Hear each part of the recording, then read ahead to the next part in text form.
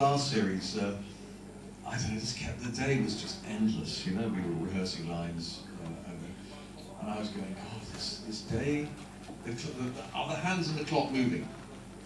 Yep, they're moving. And Craig went, don't worry, Chris, this day will end. And I went, I really hope so, because we are so tired. But that's Red Dwarf, you know, I always say to people, the end product has been absolutely amazing. And it's been a great thing, you know, for us to be proud to be involved in such, you know, well-written, good work with such a great game. But it is hard work, and you know, no good product at the end isn't hard work. So it's not all just for anyone who thinks it's that we have a ball all the time. We don't. It can be quite tricky work, you know, quite tricky. You know, it's quite hard slog sometimes, but always well worth it. It was a hard slog. Some days I'd be sitting there, I'd get through like 4 packets of custard creams watching you, which is not always easy. That's why there were none left. Yeah, it is. Well, let's bring it on back from it being a hard slog to talking about physical comedy. And there's so many scenes that are just literally crease yourself, laugh out loud funny. Was there any moments that you just couldn't get the line because it was just too funny? I think, yeah, I can't remember any specific ones, but change the light bulb. The things when we're rehearsing it on the first or second day, that's when we sort of try and get rid of all the laughter, you know. And usually the stuff where we're in the studio corpsing, we're laughing at something else. Right. Okay. What else would you be laughing at? I don't know, Craig and Robert doing Jagger and Richards. Okay, there you go.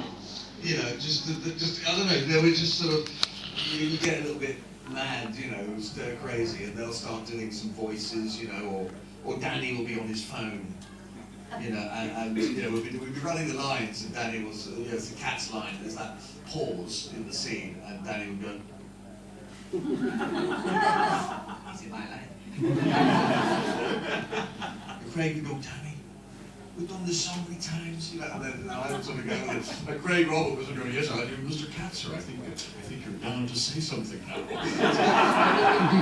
know, and I'd just be sitting there sort of saying, coffee, wine. Do you know what I mean? So it's those moments where we're, you know, which we just burst into hysterical laughter. So yeah, but the scenes are, yeah, there's 100 moments where we're laughing for some unknown reason. There's countless scenes that we all laugh at home. We love it. I always wanted to ask. It was one of those, and I wanted to post it in the cast. I know it's not here, but was it written into the script that Robert was portraying a Canadian, and where did the voice come from? Was it something that he was told? No, I think. So I remember it, because he joined at the same time as me, so I remember him sitting in front, well, pacing up and down in front of Rob and Doug, trying to get the walk, trying to get the movement, and trying to get the voice. And he was thinking he went from South African to Canadian and back again, and they went, yeah, somewhere in between that. So. Yeah, I mean, Robert, you know, he was doing every accent under the sun, you know, all day. So it was a bit like Rimmer's salute, you know. There was a saying, oh, yeah, Rimsey needs a salute, Chris. Yes. So, got anything in mind? Yeah. Have a play during the week, you know, this sort of stuff. And I went, yeah, okay. So I'd sort of be off to lunch, going, you know, sort of. In the same way that Robert was sort of going, how about this? Would this sound right for Crichton? Like this? What about the Scottish Crichton? We're going on a Cockney Crichton? No, I don't think so. Let's go across the Atlantic. How about a New York Crichton? And eventually he'd come up with this sort of I suppose Canadian. That's what I thought. Well, you mentioned the salute. Do you want to teach us all the proper way of doing the Rimmer salute? Yes, I'll do that. That's easier than dancing. I think we should all do it together. I thought we'd bring it back. Let's bring it back. As long as no one tries to photograph it, take a still photograph at the wrong moment. Otherwise, this gathering of people will look rather different than a science fiction Red Dwarf Q&A. So, yeah, what it is basically you're sort of standing in front of Hollister, and Hollister's saying, "Remember, this is the first time you've been here. You're in trouble, you know." So Rimmer would do the conventional salute. Someone's already doing it there. That's far too long, though. Good at what you're doing. And you've got it at a safe angle. That's a safe angle. That isn't. But if I just take you through the salute, I won't be staying at that position for too long. It's 1, 2, 3, 4, 5, up, and then fastest way down. So after 3, ready? 3, 2, 1, 1, 2, 3, 4, 5, up. Fastest way down. And if you're in deep, humiliating trouble, really deep, humiliating trouble, it's 1, 2, 3, 4, 5, and the 6th, and maybe. And then you droop down, and then you go back up again. Go to the side a little bit, and then when you see Captain Hollister getting bored and yawning, you say, "Come on, get on with it, River." You go up the top there, and back down again. And you probably get double the punishment for wasting his time.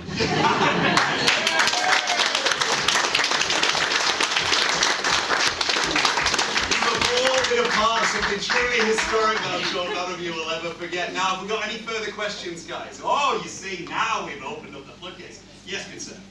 Were you surprised about the level of cultural staying power that showing your characters can and how it affected you showing your career? That sounded a frightfully intelligent question. It was very deep. Can you repeat it again? Were you surprised about the level of cultural staying power that showing your characters had? Cultural staying power. It just means, are you glad we're still here? Showing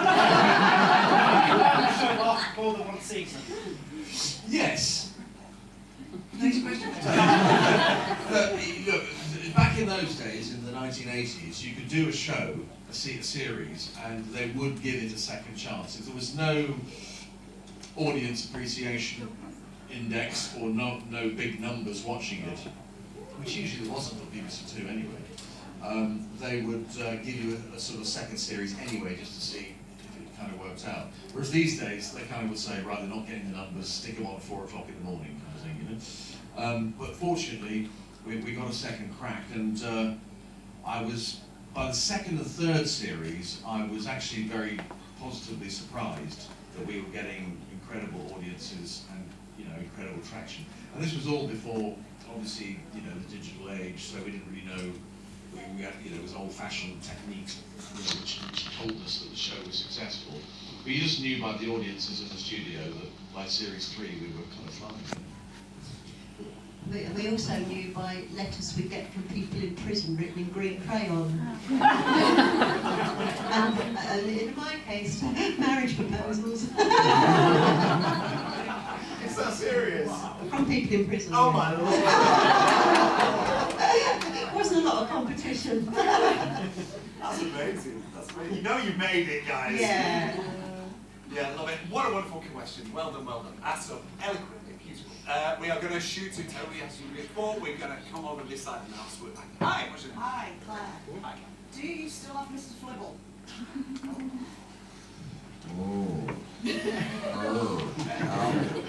I've got a Mr. Flibble, but I have a funny feeling that's not the original. I don't know what happened to the original after it went back to the props cupboard. He's still alive though.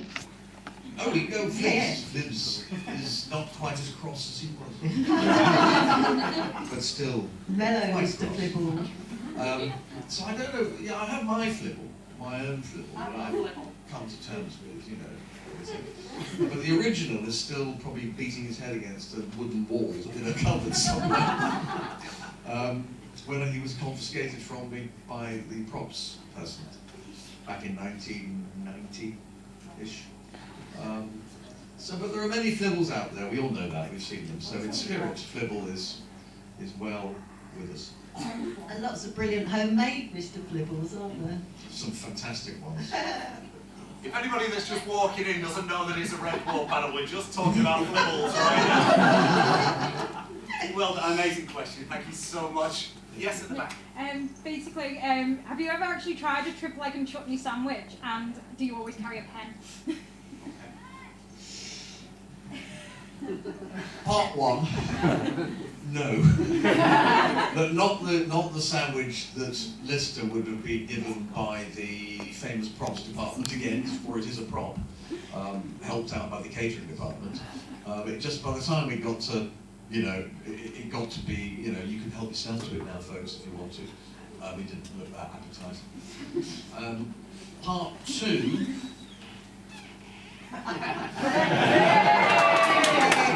But these don't really count because they're signing pens.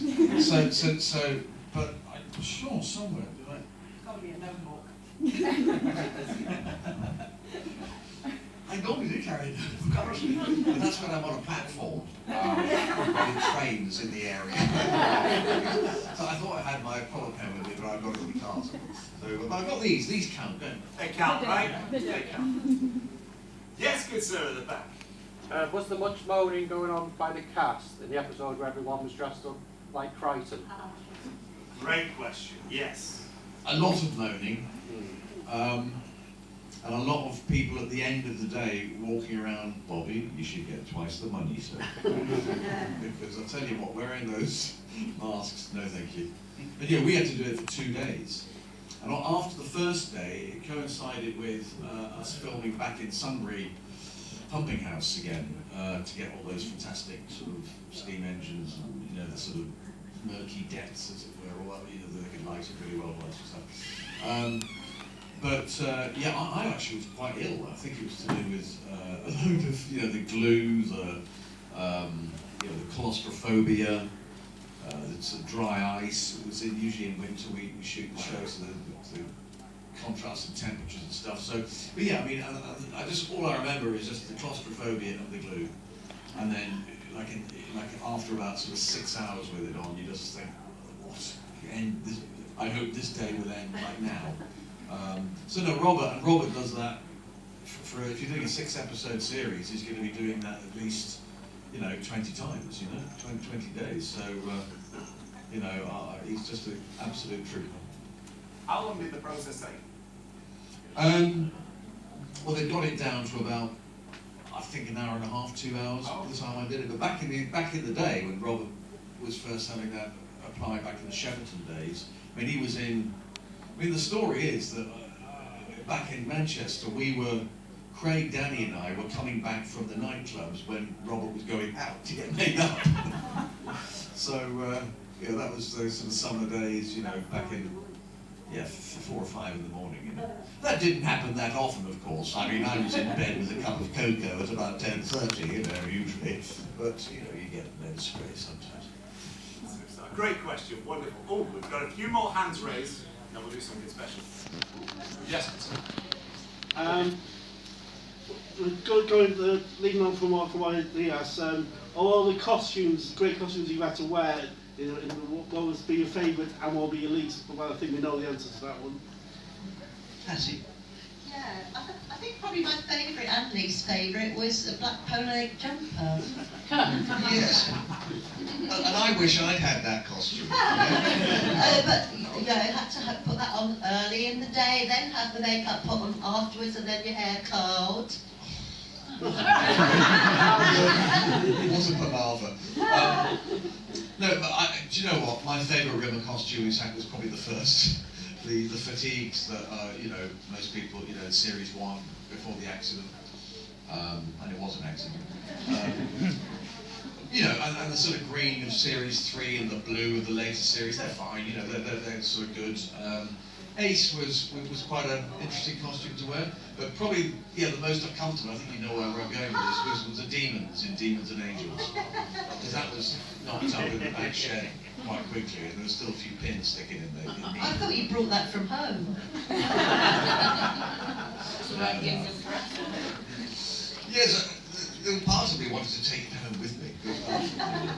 It was, it set me up nicely for the Demons part, you know? See what I mean? Loving these questions, guys. We'll do one last one. Yes, good sir. Did you get to have much input on plot lines and character development? Hattie? I think we kind of did, because I think not ever such a lot really, but I think all the actors, use the term loosely, all the people in it, they've got so much of their character in the characters. I wouldn't say that. No, I think we had a. I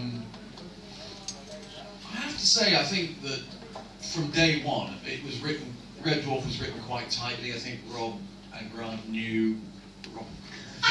Rob Grant and Doug Naylor knew how the characters were going to be. You know, they kind of. So talking about how they, when we did the first few episodes, they got pointers from the way we were playing it as to where they should be. But I mean, we could make suggestions. Certainly, we could do a little bit of improvisation in certain rehearsals as the series got more mature, and that I think would lead to Rob and Doug, taking the characters in certain directions. So yeah, and then they would ask us occasionally, where do you think, what can we, is there anything that strikes you as being a good storyline or could be a good way for a certain character to go? So yes, I suppose there is an element, but it was, I think they had very strong ideas about where the characters, were going to stand in the piece. But they were with us 6 days a week, weren't they? Rob and Doug were there 6 days a week, well, when I did it, so it kind of all gelled together, didn't it, in a way? Yeah. Whereas now I feel someone would write the whole lot, email it in, then someone else would cast it, and then they'd act it, and it would all be separated out. I don't know, they did anything else. Breathing down my neck 100% of the time. Awesome, good questions. Oh, do you remember in the canteen one time, oh, you better do the voice, I'll whisper it to you, when Craig went, hey guys. Hey guys. Oh, to the writers? Yeah, he said to the writers. Hey, Rob, Doug, why do you always make me out to be a slob? And then he picked up his bangers of mash, finishing the plate and licked all the plate.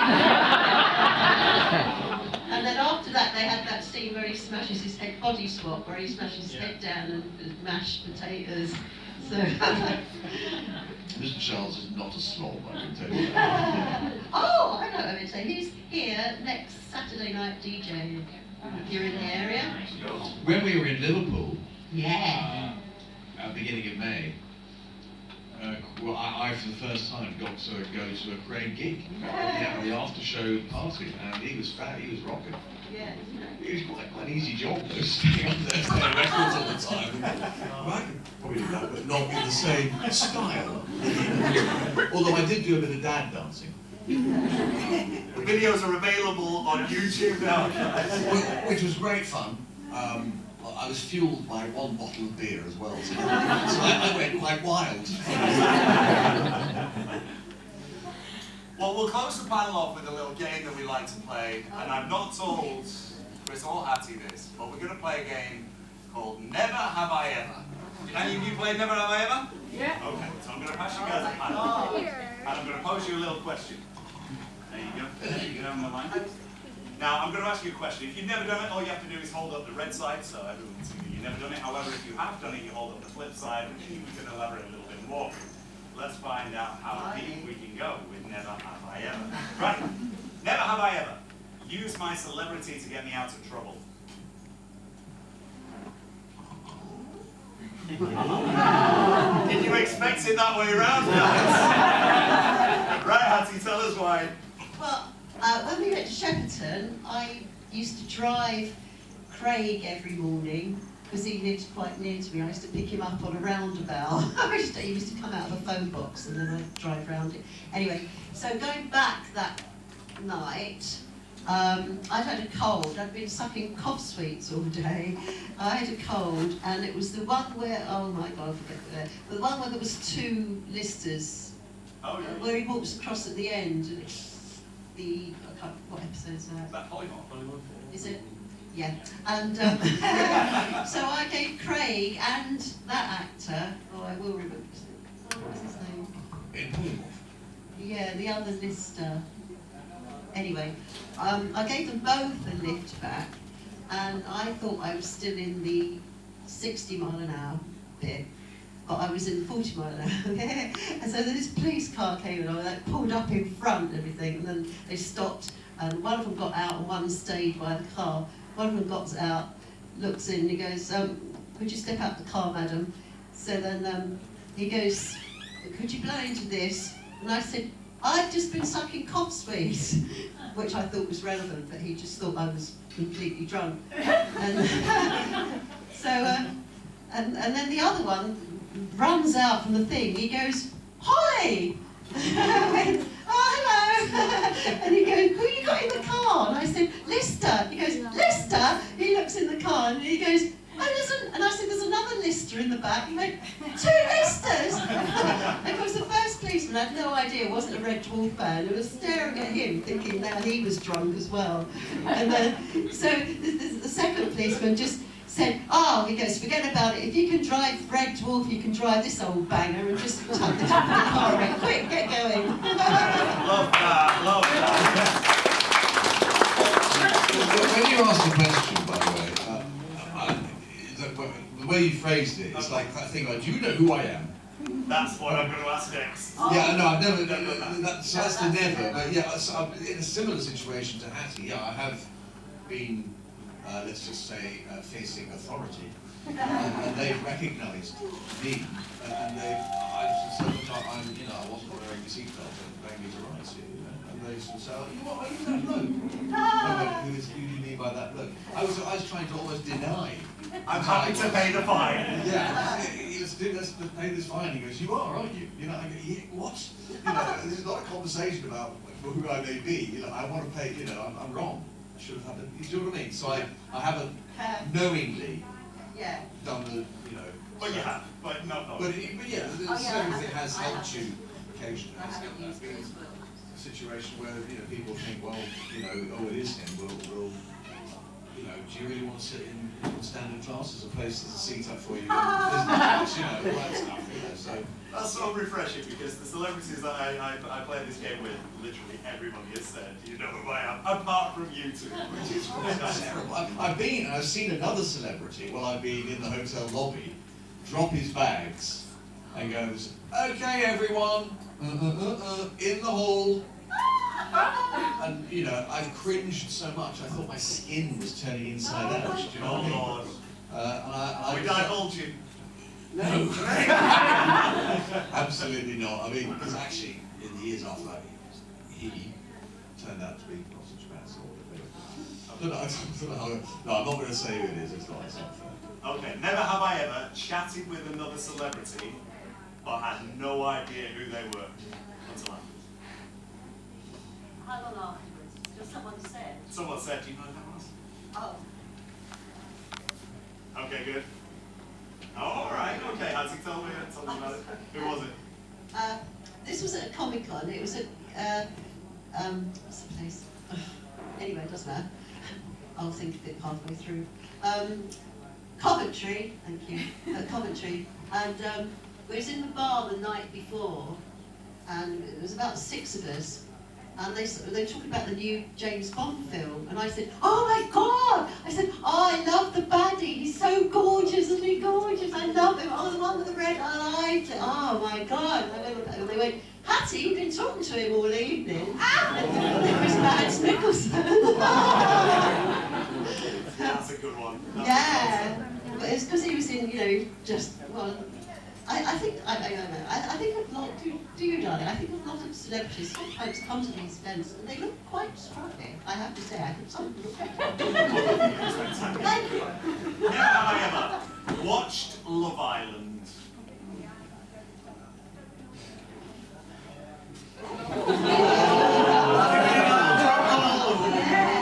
Hang on, let's sort of flesh out that sentence. Never have I, on purpose, watched Love Island from start to finish. But I have watched it while my eldest son watched it. Never have I ever become starstruck by another celebrity. Excellent.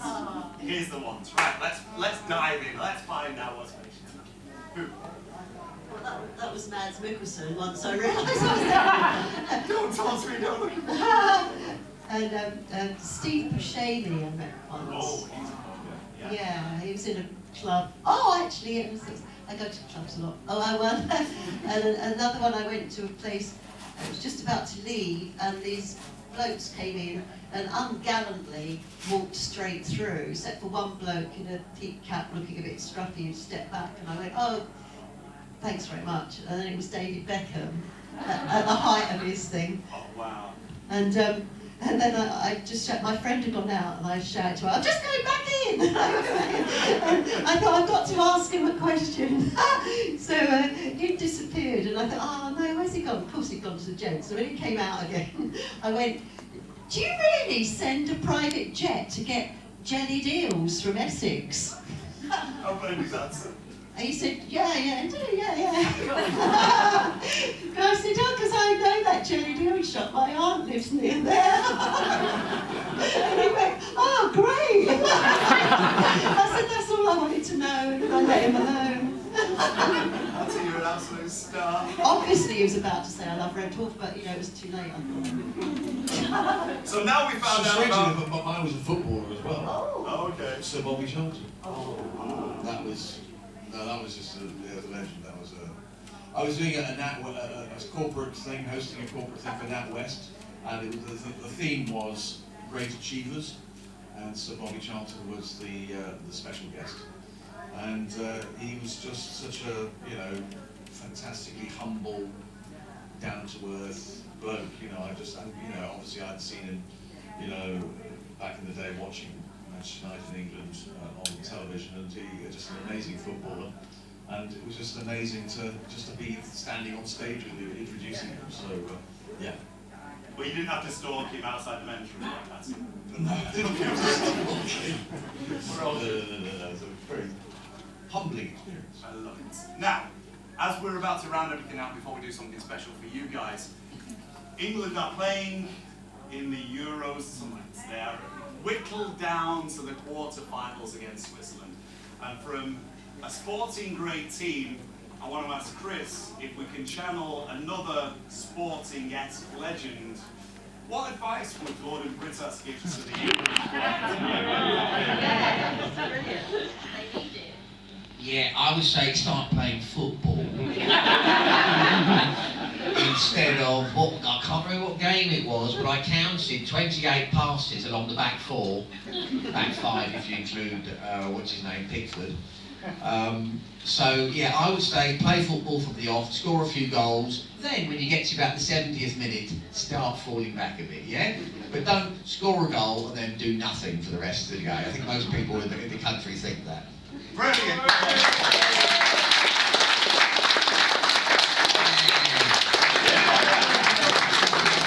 Ladies and gentlemen, would you like to be a part of something special? Would you like to be a part of a massive group picture with our Red Dwarf panel? Would you like that? If you are able... Are they all going to stand behind us? Yeah! Stand on the table. So ladies and gentlemen, if you are able, can we please invite you to be upstanding?